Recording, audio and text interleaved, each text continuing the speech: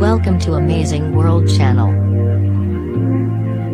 Reports last night suggested she would use her make-or-break speech in Florence to unveil a Brexit plan that would make the payments conditional on some form of access to the single market and the customs union, which would allow the UK to strike its own trade deals during the transition period.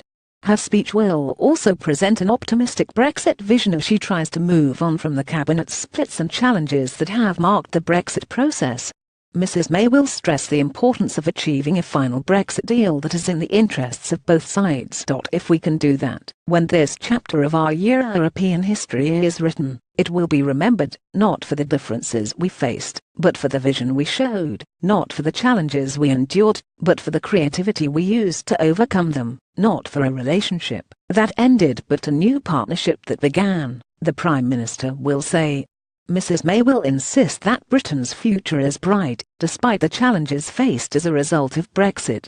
The speech comes at a particularly difficult time for Mrs May, who has had to deal with the manoeuvring of Boris Johnson as well as European opposition to her intention of moving the Brexit negotiations onto a new phase next month.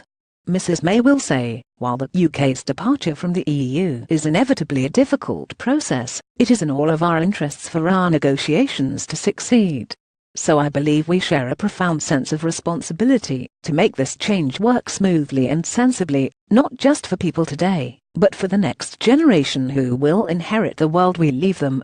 The eyes of the world are on us, but if we can be imaginative and creative about the way we establish this new relationship, I believe we can be optimistic about the future we can build for the United Kingdom, and for the European Union.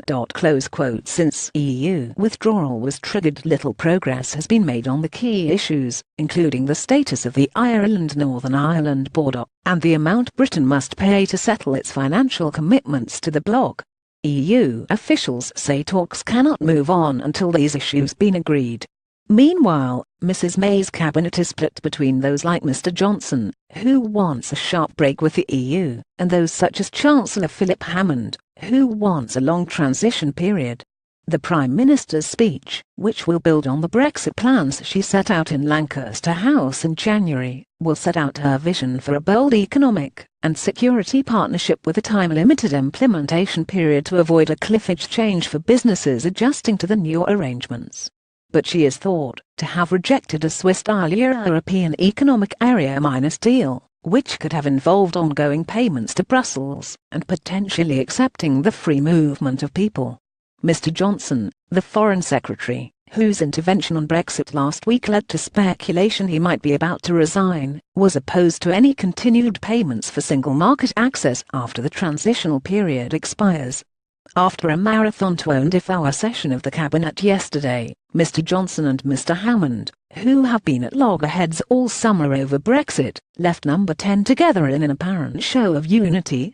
On the eve of Mrs May's speech, the EU's chief Brexit negotiator, Michel Barnier, issued a fresh warning that Britain must settle the accounts if it wants a free trade deal when it leaves the bloc.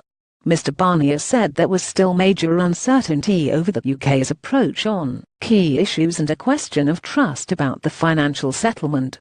Speaking in the Italian Parliament, Mr Barnier said he would be listening attentively and constructively to what she had to say. Mrs May's speech comes as a BMG research poll for The Independent indicated a reverse in support for Brexit. In a mirror image of the June 2016 referendum result, 52% supported remaining in the EU with 48% in favour of leaving.